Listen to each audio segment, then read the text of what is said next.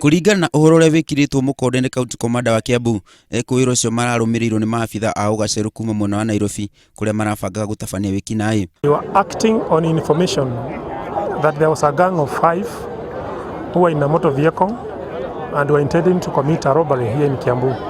Borithi maraumania na kumarathukiria rithathi thutha wa kurega gwathikira watho wa kumarugamia. They challenged them to stop, but the robbers started firing at our officers. Our officers fired back, and in the process, incidentally, 5 of the robbers were fatally injured.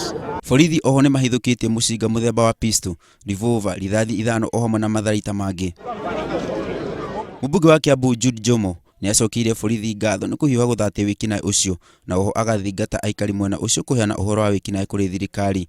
Crime hapa Kiambu imekuwa iko juu sana na polisi wamefanya mzuri kupata hiyo information na kufuatilia na kuhakikisha hawa watu hawatafanya crime tena. Atano acio marekuirwo gukorwo me gatagati ga gikundi kiria gikoretwo gikinyarira aikari a Kiambu gwa kahinda kanene.